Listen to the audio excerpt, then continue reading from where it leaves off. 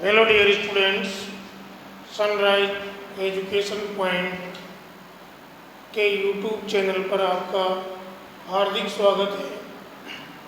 तो 12th agriculture में आज हम सिंचाई चैप्टर नंबर 3 सिंचाई स्टार्ट कर रहे हैं। तो चैप्टर नंबर 3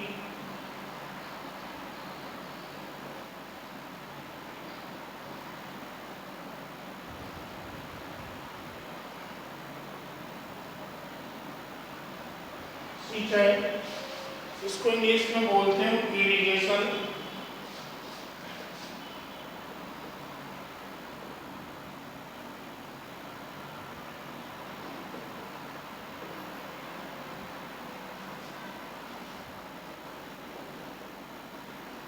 सबसे पहले हम कि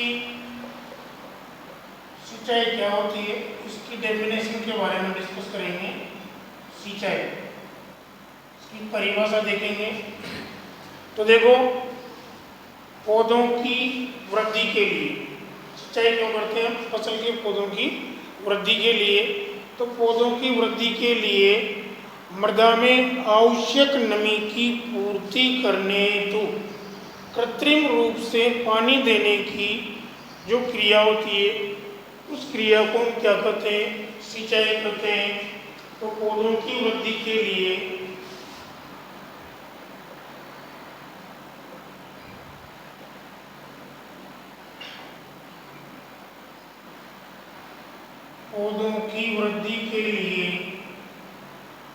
मृदा में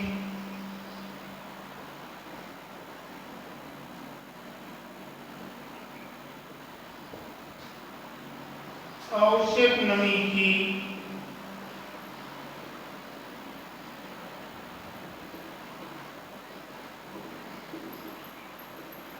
पूर्ति करने हेतु आवश्यक नमी की पूर्ति करने हेतु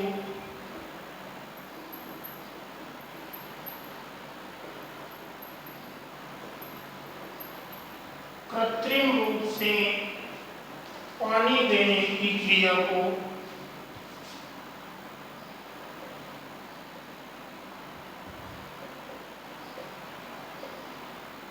कृत्रिम रूप से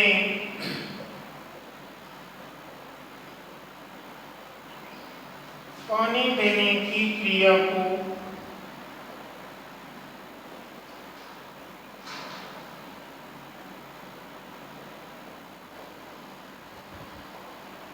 सिंचाई कहते हैं।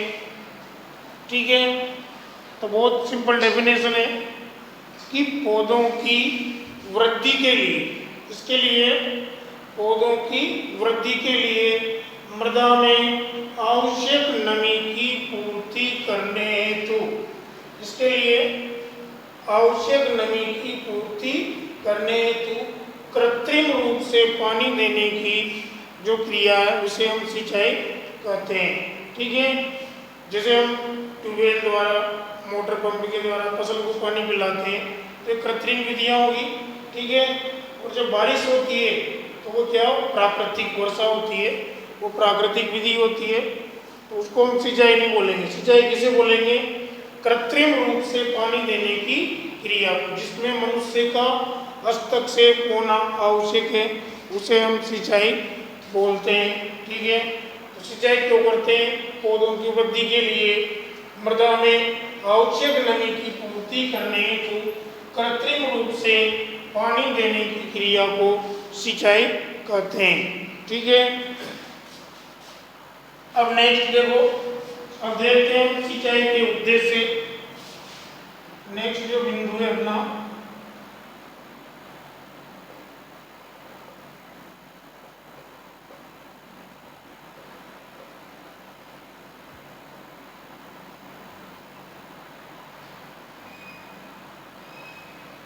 सिंचाई किस किस पर्पज से की जाती है, क्या क्या उद्देश्य इसके होते हैं? तो देखो, सबसे पहला तो परिभाषा से ले लो। पौधों की वृद्धि हेतु मृदा में आवश्यक नमी की पूर्ति हेतु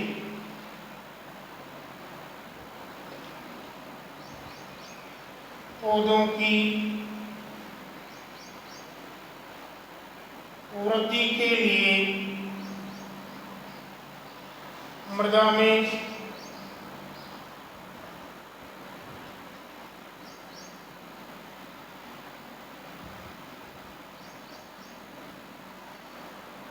आवश्यक नमी की पूर्ति हेतु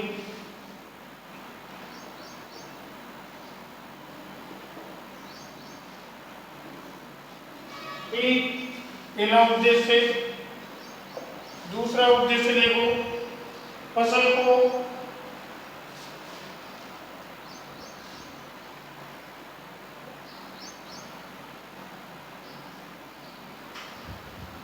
अल्पावधि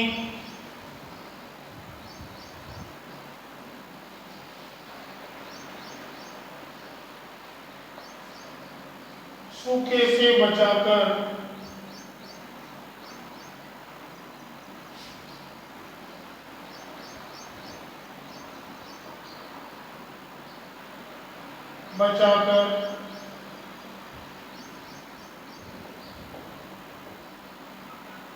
उसका उत्पादन सुनिश्चित करने हेतु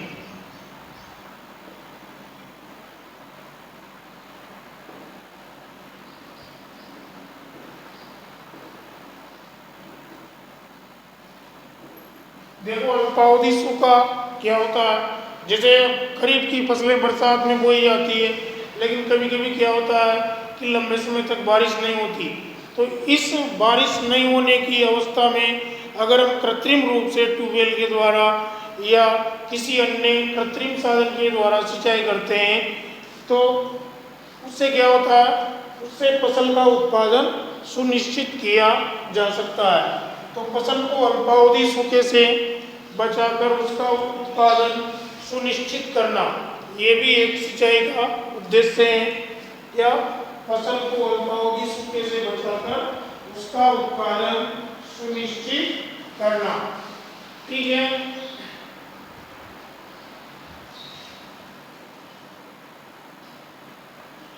अब देखो नेक्स्ट, तीसरा उद्देश्य पौधों की वृद्धि हेतु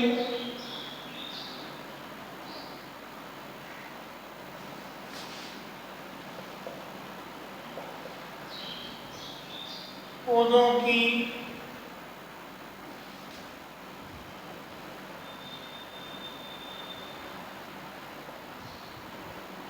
वृद्धि हेतु जो फसल के आसपास का जो वातावरण है, उस फसल के आसपास के वातावरण को नम बनाना या ठंडा बनाना, जिससे पौधों की वृद्धि हेतु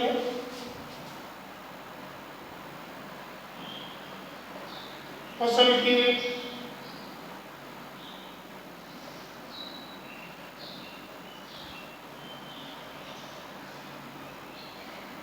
आसपास के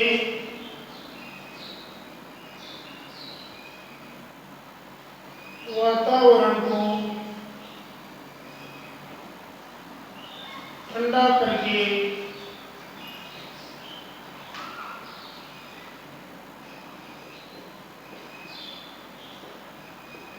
उसे पौधों की वृद्धि हेतु अनुकूल बनाना।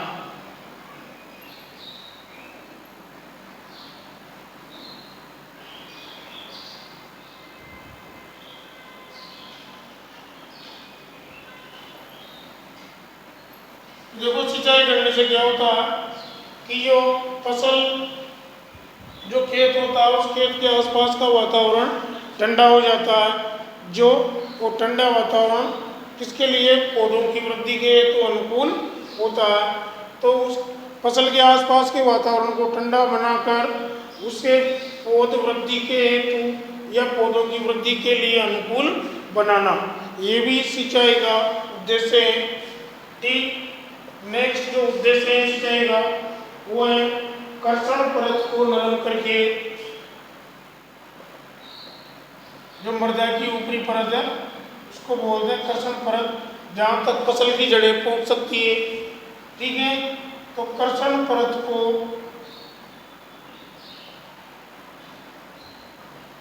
नरम करके उसे कर्षण क्रियाओं हेतु अनुकूल बनाना।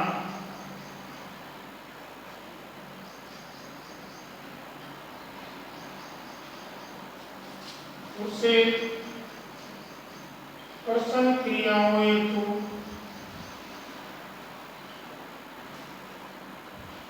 अनुकूल बनाना।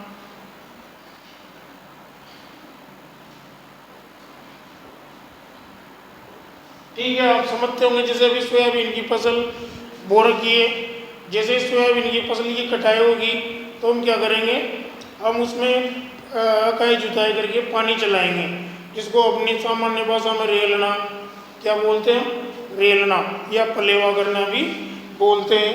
तो जिससे क्या होता है कि जो खेत की जो मृदा है वो जो ऊपर की परत है कर्षण परत, जिसे हम क्या कहेंगे, कर्षण परत। ठीक है, तो वो कर्षण परत रेलना या पलेवा करने से क्या हो जाएगी, मुलायम हो जाएगी, जिससे उसमें अकाई जुताई करने में आसानी रहेगी और बीज बुआई में भी आसानी रहेगी। तो इस हेतु भी हमें सिंचाई करनी पड़ती है। काय के लिए, कर्षण परत को नरम करके उसे कर्षण क्रियाओं हेतु अनुकूल बनाने के लिए। ठीक, नेक्स्ट है मृदा में स्थित लवणों के का निष्कालन करने के लिए।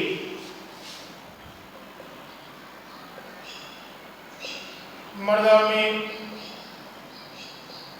उपस्थित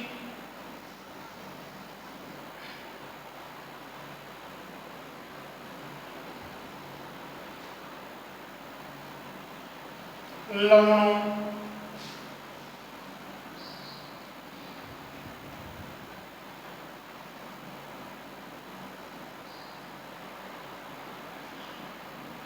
का निष्कालन करने के लिए।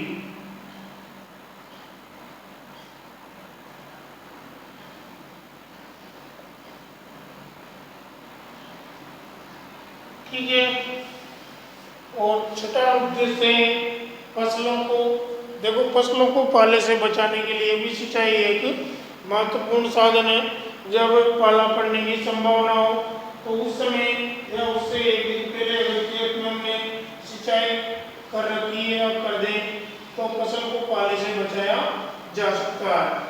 तो फसल को पाले से बचाने हेतु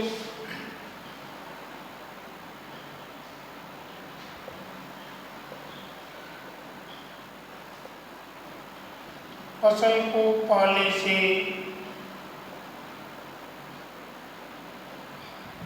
बचाने, ठीक है। तो हमने देखा सबसे पहले सिंचाई की डेफिनेशन देखी कि पौधों की वृद्धि के लिए, किसके लिए, पौधों की वृद्धि के लिए मृदा में आवश्यक नमी की पूर्ति करने हेतु कृत्रिम रूप से पानी देने की क्रिया सिंचाई कहलाती है। ठीक है, उद्देश्य देंगे पहला पौधों की वृद्धि के लिए मृदा में आवश्यक नमी की पूर्ति करने हेतु, ये तो हमने डेफिनेशन से ले ली, मृदा में आवश्यक नमी की पूर्ति करने हेतु। ठीक है, फिर फसल को अल्पावधि सूखे से बचाकर उत्पादन सुनिश्चित करने हेतु। अल्पावधि सूखा का मतलब मैंने आपको बताया था कि जैसे बरसात की फसल, खरीफ की फसल की बुआई हमने खेत में कर रखी है और कभी कभी क्या होता है कि 15 से 20 दिन तक या लंबे समय तक बारिश नहीं होती, तो इस लंबे समय की अवधि में या लंबे समय तक जब बारिश नहीं होती है तो हम ट्यूबवेल के द्वारा या अपने मोटर पंप के द्वारा उस फसल को पानी पिलाते हैं। ठीक है, जिससे उसके उत्पादन को सुनिश्चित किया जा सकता है। दूसरा उद्देश्य हो गया। तीसरा, पौधों की वृद्धि हेतु फसल के आसपास के वातावरण को ठंडा बनाकर उसे पौधों की वृद्धि हेतु अनुकूल बनाना, फसल परत को मुलायम करना ताकि उससे खेत में कर्षण क्रियाएं आसानी से की जा सके। ठीक, और मृदा में उपस्थित लवणों का निष्कालन करने के लिए। और छठा उद्देश्य है फसल को पाले से बचाने हेतु। तो यहाँ पर 1 नंबर का क्वेश्चन तो ये बनता है कि सिंचाई किसे कहते हैं, और इस टॉपिक में से 2 नंबर का क्वेश्चन बनता है सिंचाई के कोई 4 उद्देश्य लिखिए। ठीक है, तो ये क्वेश्चन बनता है यहाँ पर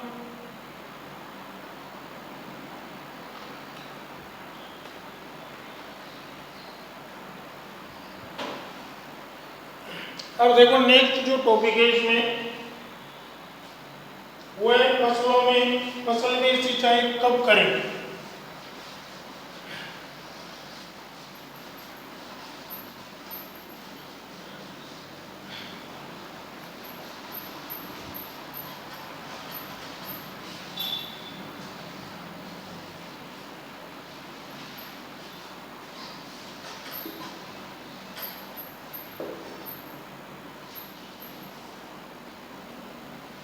फसल में सिंचाई कब करें या सिंचाई का निर्धारण किस प्रकार से किया जाता है, कि फसल में किन लक्षणों को देखकर हम पता लगाएं कि अब इसमें सिंचाई करने का समय आ गया है। ठीक है, तो फसल में सिंचाई कब करें।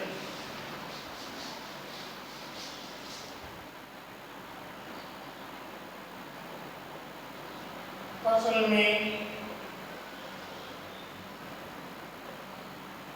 सिंचाई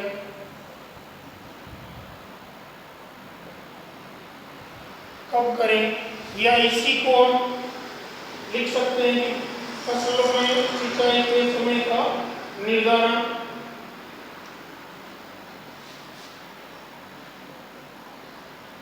तो दूसरी भाषा में लिख सकते हैं फसल में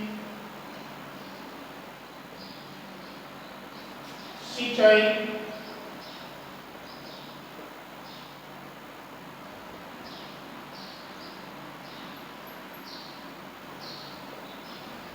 के उपयुक्त समय का निर्धारण।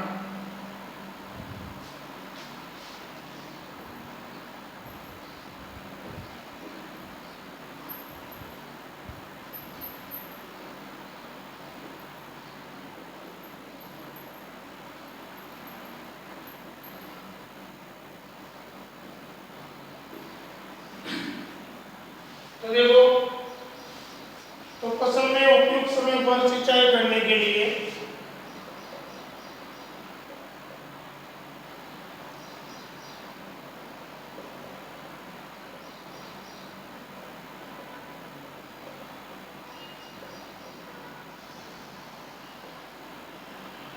उपयुक्त समय पर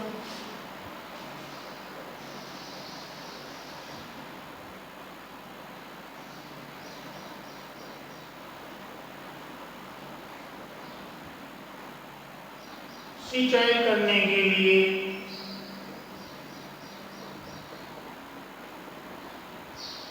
निम्न आधार अपनाए जाते हैं।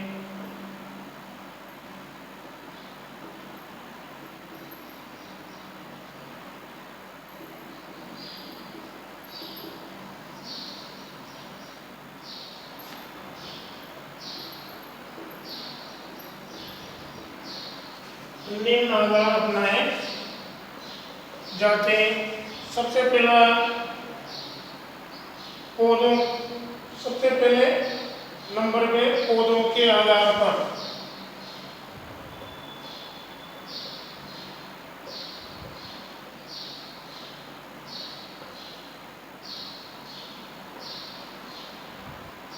पौधों के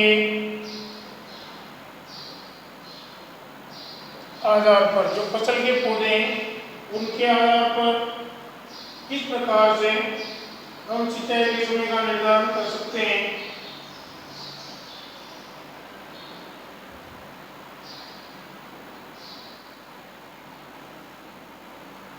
तो इसमें जो सबसे पहले ए बिंदु देखेंगे हम, वो है पौधों की बाह्य स्थिति देखकर। तो पौधों के आधार पर 4 आधार अपनाए जाते हैं, जिसमें ए नंबर पे पौधों की बाह्य स्थिति देखकर।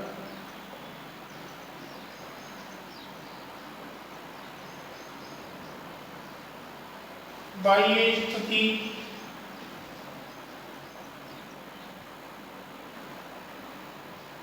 देखकर।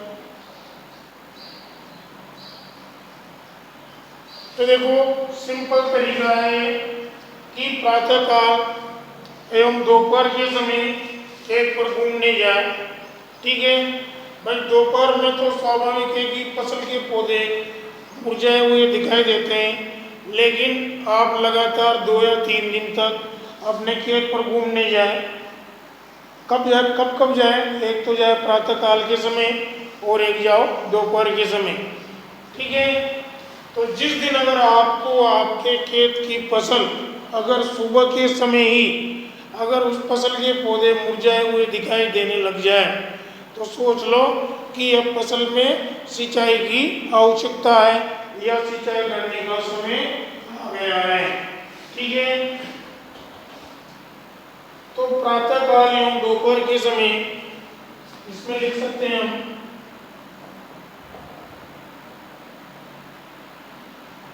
प्रातः काल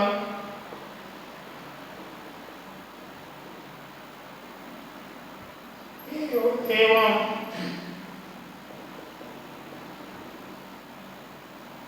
दोपहर के समय खेत पर जाकर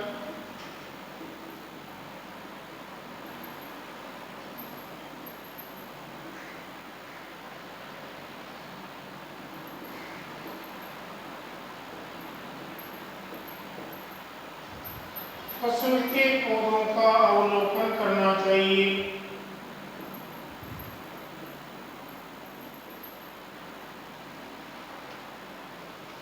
फसल के पौधों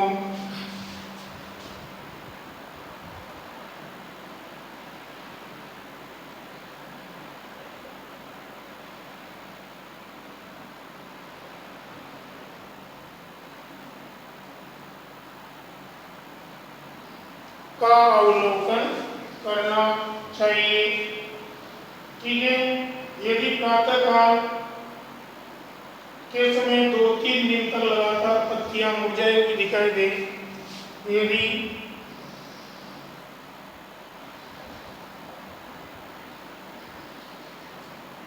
प्रातः काल के समय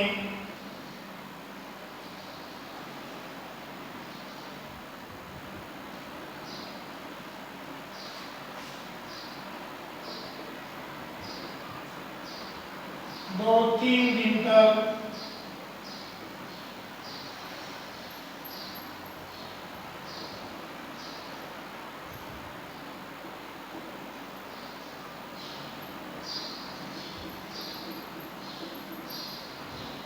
लगातार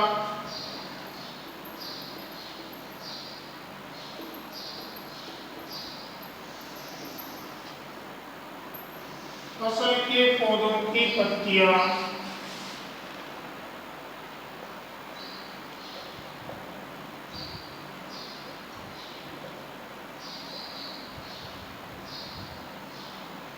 मुरझाई हुई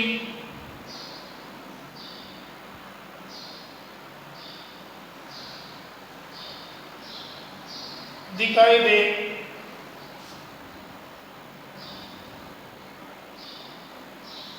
तो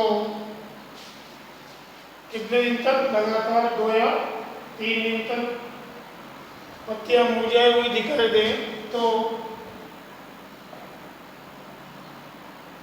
सिंचाई कर देनी चाहिए। तो ये था पहला पौधों के आधार पर, जिसमें पहला तरीका क्या है? पौधों की बाह्य स्थिति देखकर, ठीक है। प्रातःकाल या दोपहर के समय खेत पर जाओ, खेत पर जाकर पौधों का अवलोकन करो। जो फसल आपने बो रखी है उस फसल के पौधों का अवलोकन करना चाहिए।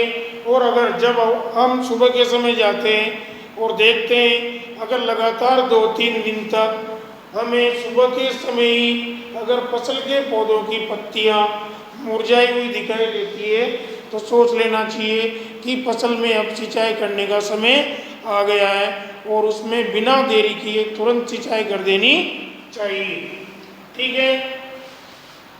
नेक्स्ट है पौधों की पत्तियों में जल मात्रा या जल को मापकर पौधों की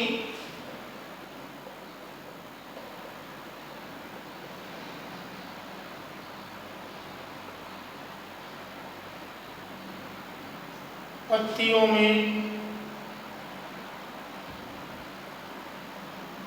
जल मात्रा या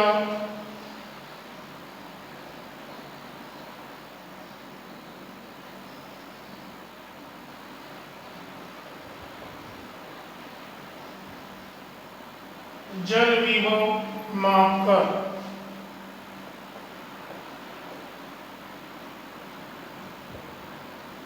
ठीक है, एक तरीका ये है। तो देखो इसके लिए क्या करते हैं,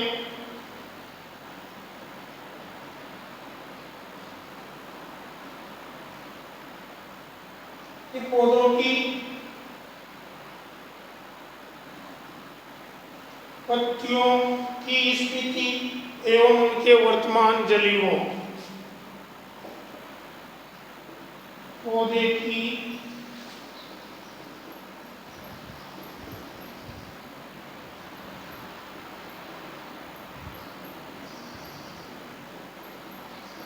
स्थिति एवं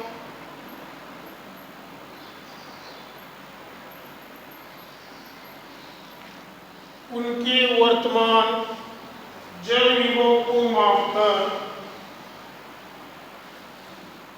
उनके वर्तमान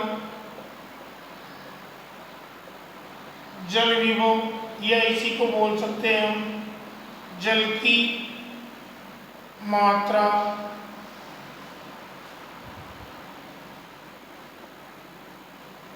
को सही तरीके से मापकर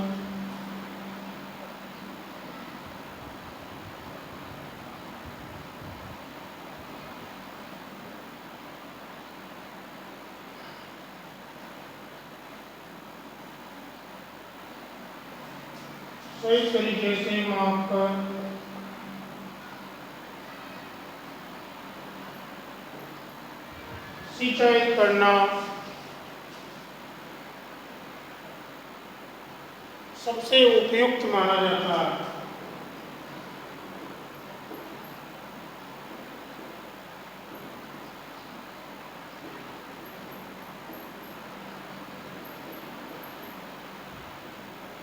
ठीक है, ये दूसरा तरीका हो गया कि पौधों की पत्तियों में जल मात्रा बोलो या जल की जल विभव बोलो, एक ही बात है। तो पौधों की पत्तियों की स्थिति, देखो पत्तियों की कोशिकाएं होती है, दो अवस्थाएं होती है कोशिकाओं की, एक तो फूली अवस्था को बोलेंगे स्फीत अवस्था, और एक पिचकी हुई उसको बोलेंगे स्लग। स्थिति का विलोम होता है स्लग या पिचकी, ध्यान रखना। स्पीड फूली अवस्था और स्लग पिचकी अवस्था। तो पत्तियों की स्थिति एवं उनके वर्तमान जलीयों या जल की मात्रा का सही तरीके से माप लेना चाहिए। और अगर ये कम आता है, जल की मात्रा कम दिखाई देती है, तो उस कंडीशन में सिंचाई कर देना चाहिए। ठीक है, अब नेक्स्ट जो बिंदु है सी, वह पत्तियों का तापमान मापकर।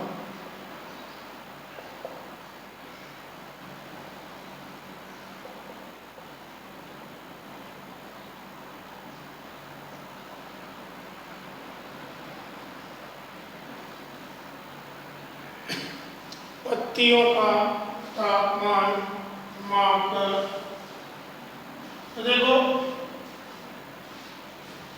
जब मृदा और पौधों में पानी की कमी होने लगती है,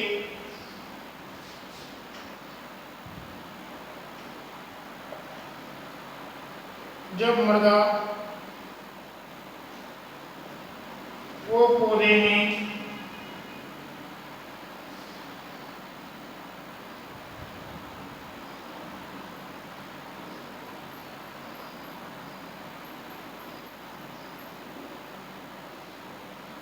पानी की कमी होने लगती है, तो पत्तियों के पर्णरंध्र, पत्तियों में छोटे छोटे छिद्र होते हैं, उन्हें क्या कहते हैं, तो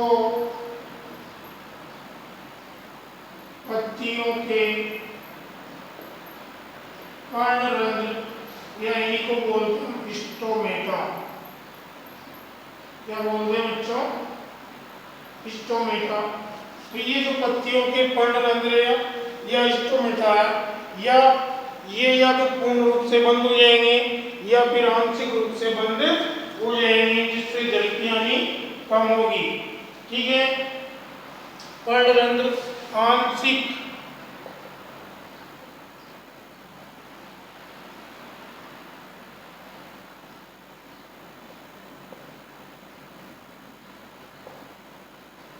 वो पूर्णतया आंशिक वो पूर्णतया बंद हो जाते हैं।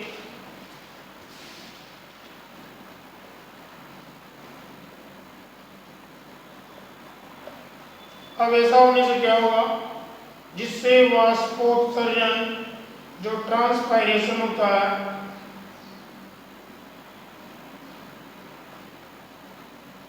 जिससे वाष्पोत्सर्जन में कमी होगी। क्या होगी बच्चों? वाष्पोत्सर्जन में कमी आती है, वो पत्तियों का तापमान बढ़ जाता है।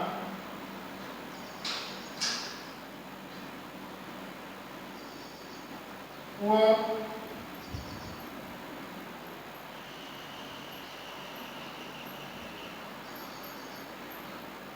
पत्तियों का तापमान बढ़ जाता है। पत्तियों का तापमान बढ़ जाता है। ठीक है, इस विधि में इंफ्रारेड थर्मामीटर की सहायता से, इस विधि में बहुत इंपॉर्टेंट है, इस विधि में इंफ्रारेड थर्मामीटर की सहायता से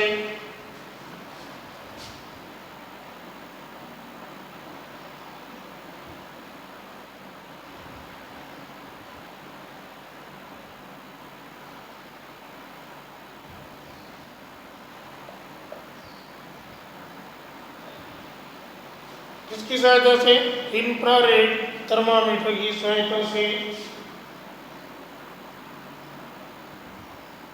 फसल की सतह का तापमान मापकर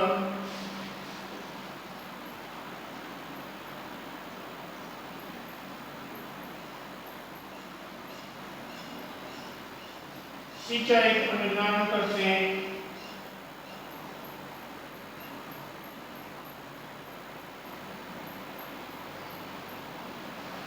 ठीक है, तो अब जो नेक्स्ट है वो है क्रांतिक अवस्थाओं के आधार पर फसलों की। बहुत इंपॉर्टेंट टॉपिक है, जिसके बारे में हम नेक्स्ट क्लास में डिस्कस करेंगे। यहाँ से 101% क्वेश्चन पूछा जाता है, इसमें से फसलों की क्रांतिक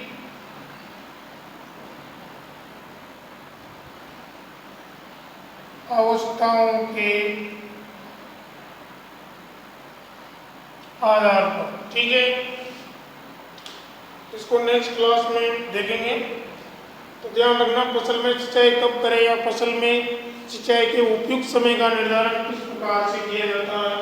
इसमें हमने सबसे पहले देखा पौधों के आधार पर। ठीक है, और पौधों के आधार पर 4 प्रकार से सिंचाई के उपयुक्त समय का निर्धारण किया जाता है। पहला, पौधों की बाह्य स्थिति देखकर। तो इसमें मैंने बताया कि प्रातःकाल एवं दोपहर के समय खेत पर जाकर फसल का अवलोकन करना चाहिए। अगर आपको, जब आप अवलोकन करने जाते हो, तो अगर आपको लगातार 2-3 दिन तक प्रातःकाल के समय अगर फसल के पौधों की पत्तियां मुरझाई हुई दिखाई दें, तो आपको सिंचाई कर देनी चाहिए। अर्थात इससे हमें ये पता लगता है कि फसल में अब सिंचाई करने का समय आ गया है। दूसरा, पौधों की पत्तियों में जलमात्रा या जलीय मापकर। तो पौधों की पत्तियों की स्थिति एवं उनके वर्तमान जलीय या जल की मात्रा को सही तरीके से माप कर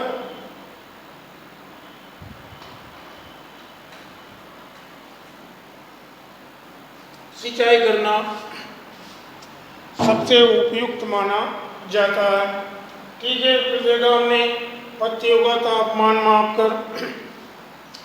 तो देखो दो कंडीशन, जब मृदा और पौधे दोनों में पानी की कमी हो जाती है तो क्या होता है, पत्तियों के जो पर्णरंध्र होते हैं जिनके द्वारा जल का वाष्प के रूप में उत्सर्जन होता है, जो पत्तियों की सतह पर पाए जाते हैं छोटे छोटे छिद्र, तो ये पर्णरंध्र या स्टोमेटा या तो आंशिक रूप से बंद हो जाएंगे या पूर्ण रूप से बंद हो जाएंगे, जिससे क्या होगा, जिससे पौधे की पत्तियों की सतह का तापमान बढ़ जाता है।